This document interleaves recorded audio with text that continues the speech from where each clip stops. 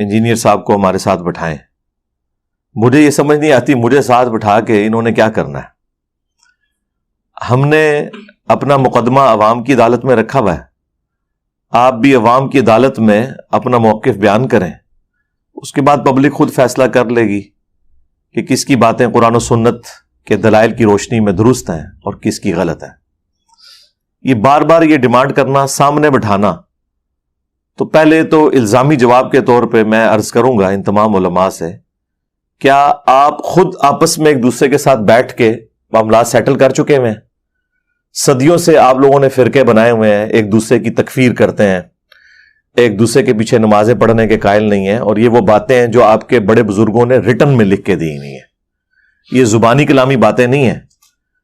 زبانی کلامی باتیں ہوں تو علماء بھاگ بھی سکتے ہیں کہ جی یہ تو ہمارے ایک چھوٹے مولوی نے ایسی بات کر دی, ہمارے بزرگوں کی تو ایسی کوئی تعلیمات نہیں ہے. آپ کے بزرگوں نے باقاعدہ ریٹن میں ایک دوسرے کو اسلام سے باہر نکالا ہوا ہے, اور آج تک آپ کے جو فرقہ واریت کی لکیریں ہیں وہ انہی بزرگوں کی وجہ سے قائم ہیں. انہی بزرگوں کے اوپر آپ کے فرقے کھڑے ہوئے ہیں, آپ ان سے اختلاف رائے نہیں کر سکتے.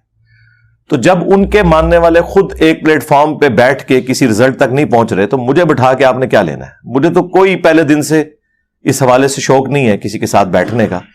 اس کی وجہ یہ ہے کہ پرانے جو مناظرے ہیں, اگر آپ ان کی ویڈیوز دیکھیں تو کس طریقے سے ایک دوسرے کو گالی گلوچ کرتے ہیں اور اینڈ پہ ایک دوسرے کو کافر کہہ کے اٹھتے ہیں. آج تک کسی مناظرے کا کوئی رزلٹ یہ نہیں نکلا کہ مخالف جماعت کی بات کسی نے ایکسپٹ کر لی ہو.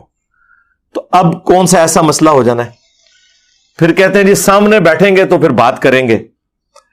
میرے سامنے بیٹھنے سے آپ کے اندر کوئی ایسی کوئی کمپیٹنسی پیدا ہو جائے گی کہ مجھے دیکھتے ہی آپ کو دماغ میں قرآن و سنت کے حوالے آمد ہونا شروع ہو جائیں گے جو آج تک آپ کے بزرگوں کو نہیں ہوئے. میری برکت سے آپ کے دماغ میں وہ چیزیں, جس طرح شاعر کے دماغ میں شاعری آنا شروع ہو جاتی ہے, یہ ہو جائے گا. تو ایسا بھی کوئی نہیں ہونا. تو آپ اپنا مقدمہ عوام کی عدالت میں رکھیں اور عوام خود فیصلہ کرے گی کہ کون بندہ جو ہے وہ اپنے بزرگوں کی تعلیمات کو لے کے چل رہا ہے اور کون قرآن و سنت کی تعلیمات عوام کے سامنے پیش کر رہا ہے. کیونکہ اس طرح کے بیٹھنے میں, مناظرے کرنے میں, مجادلے کرنے میں الٹیمیٹلی گالی گلوچ اور تکفیریت تک ہی بات پہنچتی ہے. پھر بھی میں نے ایز اے لاسٹ ریزارٹ یہ کہا تھا کہ اگر آپ کو بہت زیادہ شوق ہے نا تو بڑا آسان سا حل ہے. چونکہ آپ لوگ یہ کلیم کرتے ہیں میرے بارے میں کہ میں نے ایک نیا فرقہ لانچ کر دیا ہے بقول آپ کے, تو اس فرقے کا بانی پھر آپ نے مجھے ڈکلیئر کر دیا, تو مقابلے پر بھی پھر آپ کے فرقوں کے بڑوں کو آنا چاہیے. آپ میں تو کئی فرقے ایسے ہیں جن کی تعداد بھی ہمارے اسٹوڈنٹ سے کم ہے, ایٹ لیسٹ ان کے تو بڑے کو سامنے آنا چاہیے نا. دیکھیں بخاری مسلم دونوں میں حدیث موجود ہے کہ غزوہ حنین کے موقع پر 12,000 کے لشکر میں سے صرف 80 بندے نبی علیہ السلام کے ساتھ رہ گئے تھے, اور اللہ کے محبوب صلی اللہ علیہ وآلہ وسلم نے اس وقت بہادری کا مظاہرہ کرتے ہوئے اپنے خچر کو آگے بڑھایا, اور آپ کے جو چچا زاد تھے حضرت ابو سفیان, یہ معاویہ ابن ابی سفیان کے والد نہیں ہیں, یہ وہ ہیں جو نبی علیہ السلام کے چچا حارث کے بیٹے تھے, ابو سفیان بن حارث. وہ نبی علیہ السلام کے خچر کی مہار پکڑے ہوئے تھے, اور نبی علیہ السلام فرنٹ سے 80 بندوں کو لے کر دشمنوں کی فوج میں تشریف لے گئے بنفس نفیس, یہ رجز پڑھتے ہوئے انا النبی لا کذب انا ابن عبد المطلب, میں نبی ہوں, اس میں کوئی شک نہیں ہے, اس میں کوئی جھوٹی بات نہیں ہے, میں عبد المطلب کا بیٹا ہوں. تو اب ہونا یہ چاہیے کہ آپ کے فرقوں پہ جب برا وقت آیا ہے تو بریلویوں کے سب سے بڑے عالم اس وقت پلانٹ ارتھ کے اوپر مفتی منیب الرحمان صاحب ہیں, تو وہ فرنٹ سے لیڈ کریں اور کہیں کہ میں ہوں مفتی منیب الرحمان, اس میں کوئی شک نہیں, میں ہوں بریلویوں کا امام, اس میں کوئی شک نہیں, آؤ انجینئر مجھ سے بات کرو. تو یقین کریں میں ان بڑوں کی اتنی عزت کرتا ہوں کہ یہ اگر ہماری اکیڈمی تشریف لے آئیں, میں ان کو کرسی پہ بٹھا کے سامنے زمین پہ بیٹھ کے ان کے سامنے اپنا مقدمہ رکھوں, اور یہ اپنا مقدمہ ہمارے سامنے رکھیں. اگر یہاں تشریف نہیں لا سکتے تو آن لائن بھی سہولت موجود ہے.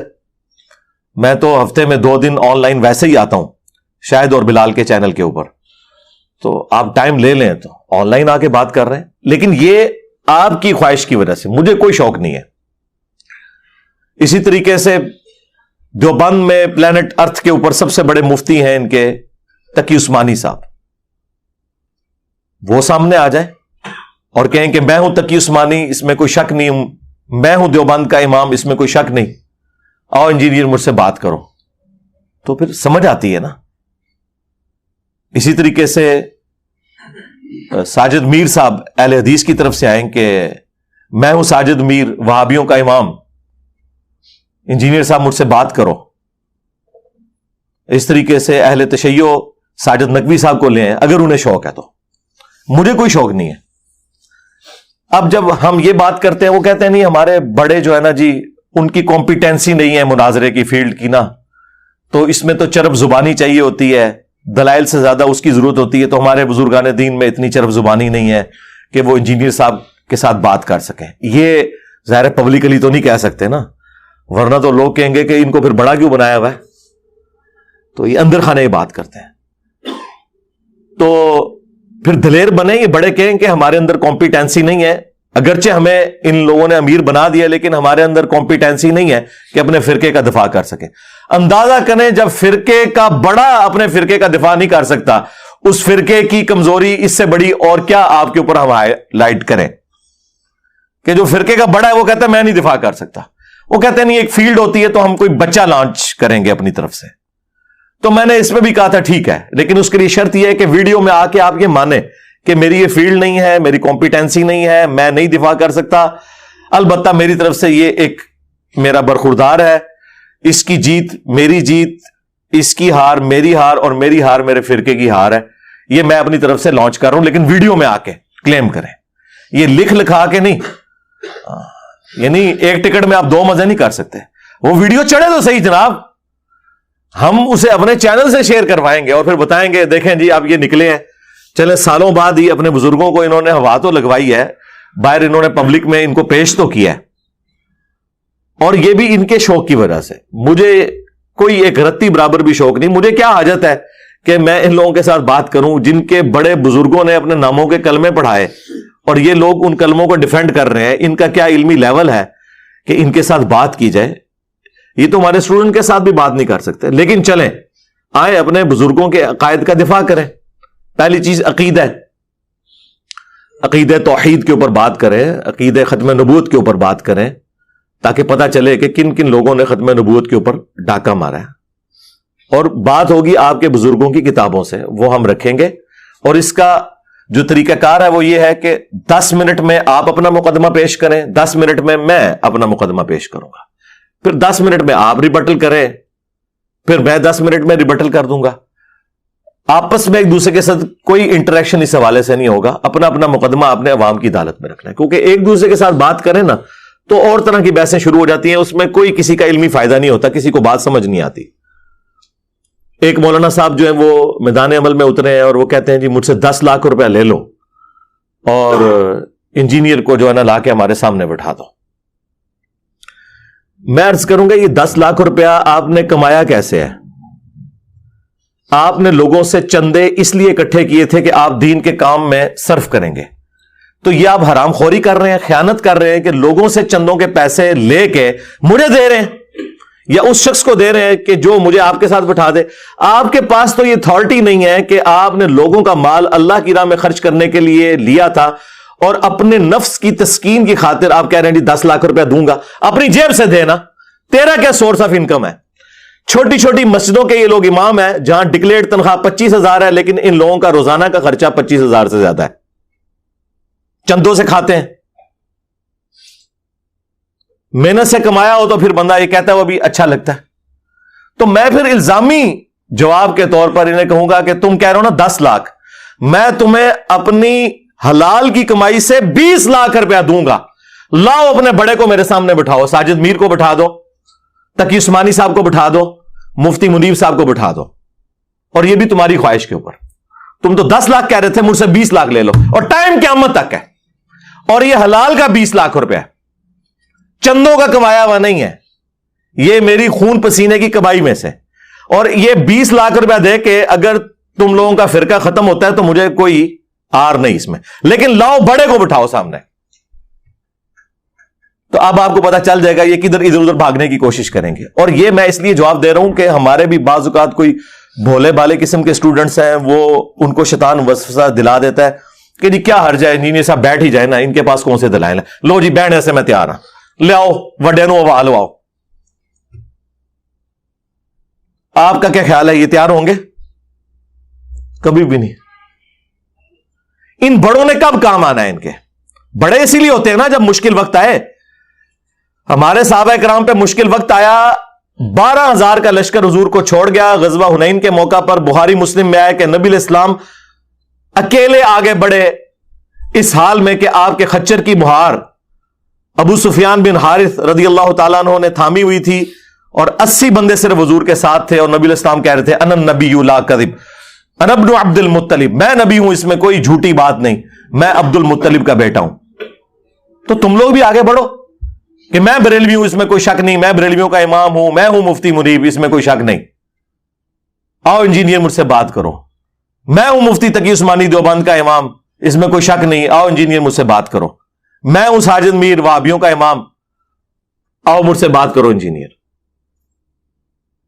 تو ان لوگوں کے دعوے سنیں, اور پھر اس قدر حسد.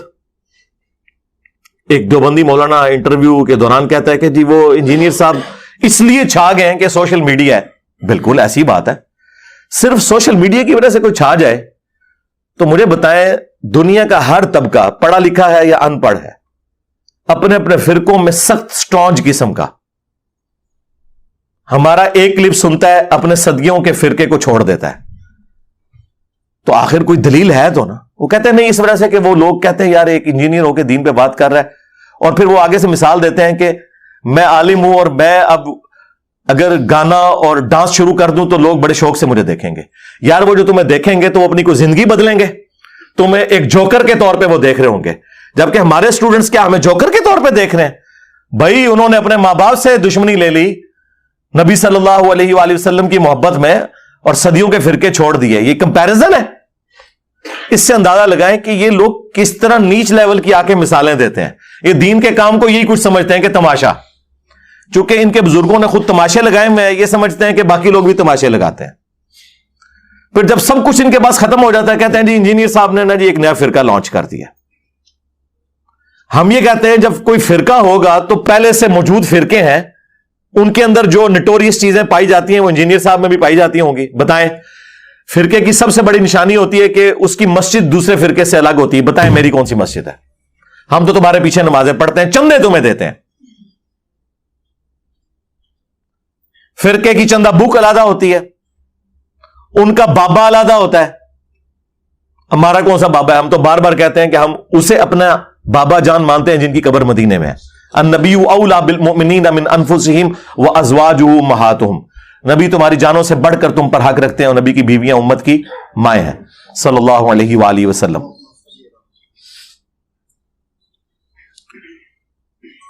فرقے کے مدارس ہوتے ہیں,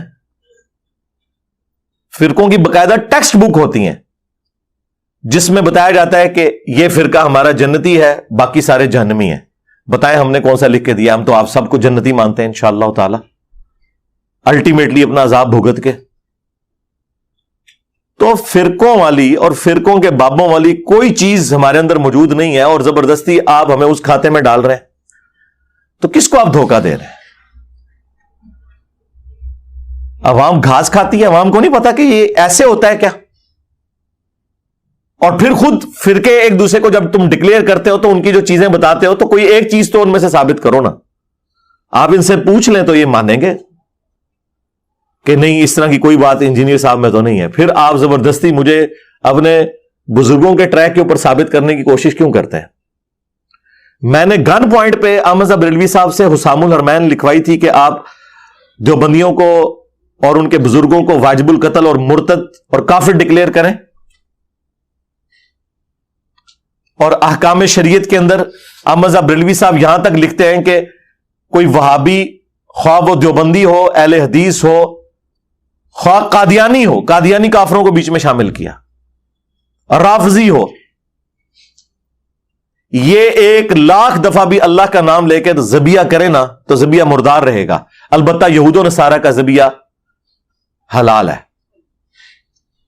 تو یہ میں نے اعلیٰ حضرت سے کہا تھا کہ آپ لکھیں. میں نے اعلیٰ حضرت سے کہا تھا کہ آپ جو ہے وہ ملفوظات شریف کے اندر یہ لکھیں کہ وہابیوں کی نہ نماز ہے، نہ جماعت ہے، اور ان کی جو مساجد ہیں وہ مثل گھر کے ہیں. بلکہ یہ نہیں کہا، یہاں تک لکھا کہ کفار کی مساجد مثل گھر کے ہیں. کافر لکھا. نہ ان کی نماز ہے، نہ ان کی جماعت ہے. جب پوچھا گیا کہ ان کے پیچھے نماز پڑھ لیں کہ نہیں، اور پھر اس کے جواب میں کیا میں نے المہند علی المفند لکھوائی، ہند کی تلوار ایک سٹھیائے ہوئے بابے کے اوپر. کتاب کا نام دیکھیں، اور اس میں انہوں نے لکھا کہ احمد بریلوی اور ان کی پوری جماعت جو ہے وہ شیطانی لشکر ہے جو ہم پہ حملہ آور ہوا ہے. علماء دیوبند رضی اللہ عنہم پر رضی اللہ عنہم لکھا اپنے بزرگوں کو. اور اسی کتاب میں انہوں نے اہل حدیث کے لیے لکھا کہ وہابی جو ہے خوارج کی ایک جماعت ہے جنہوں نے حرمین کی زمین کے اوپر قبضہ کر لیا تھا، اور پھر اللہ تعالیٰ نے ان کی شوکت توڑ دی. کیونکہ جس زمانے میں وہ ان کے ابن عابدین شامی نے لکھا تھا، اس وقت غلبے کے بعد دوبارہ سے ان کا غلبہ ٹوٹ گیا تھا عثمانیوں کی وجہ سے. لیکن انہیں کیا پتا تھا کہ ان کے مرنے کے بعد پھر دوبارہ سے وہاں پہ سعودی حکومت بن جائے گی جو آج تک قائم ہے. یہ تم لوگوں کے بزرگوں نے ایک دوسرے کو کافر قرار دیا ہے. اور البریلویہ کتاب کے اندر انہوں نے احمد بریلوی صاحب کے اوپر جو جھوٹ منسوب کیے، جو کفری عقیدے منسوب کیے، یہ میں نے ان سے کہا تھا کہ آپ لکھیں. تو آپ ایک دوسرے کو خود کافر قرار دے کے گئے ہیں. اور آج جب آپ کو میں ایکسپوز کر رہا ہوں تو آپ کہہ رہے ہیں اس نے نیا فرقہ بنا لیا. نیا فرقہ بنایا ہوتا تو میرے بھائی کوئی مسجد ہوتی، کوئی مدرسہ ہوتا، کوئی چندہ بک ہوتی، کوئی سٹوڈنٹس میں نے لانچ کیے ہوتے اس کام کے لیے کہ لوگوں کو میرا مرید بنایا جائے. نہیں، جو بندہ اپنی جیب سے آپ کو کھلائے، چندے بھی آپ کو دے، آپ کی مساجد میں نماز پڑھے، اور اپنے سٹوڈنٹس کو بھی کہے کہ آپ نے انہی کے پیچھے نمازیں پڑھنی ہیں، اس شخص کے بارے میں یہ جھوٹ بولنا. تمہارے بزرگوں کی جتنی خامیاں ہیں نا، ان میں سے کوئی ایک بھی میرے اندر نہیں پائی جاتی. خوبیاں تو ان کے اندر کیا ہوں گی، کوئی ہے تو ہمیں بتا دیں. اس سے بڑی کیا خامی ہوگی کہ ایک دوسرے کو اسلام سے نکال کے گئے ہوئے ہیں. تو جان بوجھ کے بار بار جی ہمارے سامنے بٹھا دو، ہمارے سامنے بٹھا دو. تو یہ میں ان کو کیا کلیریفیکیشن دے رہا ہوں، اپنے اسٹوڈنٹس کو کہہ رہا ہوں کہ اب the damage has been done. سیدھی سی بات ہے. ان کو کوئی رسپانس کرنے کی ضرورت نہیں ہے. ان کو جو کوئی رسپانس کرنے کی ضرورت پڑی وہ ہم اپنے اس مین پلیٹ فارم سے کر دیں گے. جس طرح آج میں نے ان کو کہا ہے کہ ٹھیک ہے، پہلے مانو کہ تمہارے بزرگ اس قابل نہیں ہے، اور جو 10-10 لاکھ کی آفریں لگا رہے ہو، 20 لاکھ مجھ سے لے لو، اپنے بابے کو میرے سامنے بٹھا دو. اگر یہی معیار ہے نا حق اور باطل کو جانچنے کا، ٹھیک ہے، میں تو نہیں بیٹھ رہا نا 10 لاکھ لے کے، 20 لاکھ لے کے تم بٹھا دو نا سامنے، تو ٹھیک ہے، تمہارا فرقہ بھی ٹھیک ہو جائے گا، خود پبلک فیصلہ کر لے گی. تم نہ بیٹھو تو اس کا مطلب ہے کہ پھر ہم جیت گئے. اب کیونکہ بولی جو اینڈ پہ لگاتا ہے وہ جیتتا ہے نا. تو میں نے تو 20 لاکھ کہہ دیا، بٹھاؤ اپنا بڑا، کوئی نہیں بیٹھ سکتا. ان کو پتا ہے کہ ان کے بزرگوں نے وہ کارنامے کیے ہیں کہ جس کا دفاع ممکن نہیں ہے. کس کی جرت ہے کہ چشتی رسول اللہ کا دفاع کرے، اشرف علی رسول اللہ کا دفاع کرے؟ ٹھیک ہے، نہ یہ بہانہ کر سکتے ہیں کہ کتابیں چینج ہو گئیں، میں دکھاؤں گا کہ یہ پرانے مناظروں میں ان چیزوں کا دفاع کرتے رہے. یہ بھاگ کے کہیں جا ہی نہیں سکتے. ان کے پاس بچنے کا کوئی راستہ نہیں ہے سوائے اس کے کہ یہ اعلان کر دیں خود سے کہ نہ میں وابی، نہ میں بابی، میں ہوں مسلم علمی کتابی. ہاں جی، سیدھی سی بات ہے. اور یہ ہم صرف ریکویسٹ عوام کے سامنے رکھ رہے ہیں کہ مرنے سے پہلے اے مسلمان کر لے اس پہ غور. کتابوں کا خدا اور ہے، بابوں کا خدا اور. اگرچہ بابے اسی خدا کو مانتے تھے لیکن ان کوالٹیز کے ساتھ نہیں جو آسمان سے نازل کردہ وحی میں تھی، بلکہ اپنی انہوں نے تعلیمات عوام کے اندر جاری کر دی تھی. اور پھر جب میں نے اپنا غصہ آخری درجے میں مٹانا ہوتا ہے نا، تو میں پھر وہ اپنا نعرہ لگاتا ہوں کہ میرے نبی عیسیٰ ہے ہی کوئی نہیں، تیرے بابے تے شے ہی کوئی نہیں. صلو علی محمد وعلی محمد، اللہم صلی علی محمد وعلی آل محمد واصحاب محمد وازواج محمد اجمعین الی یوم الدین، آمین.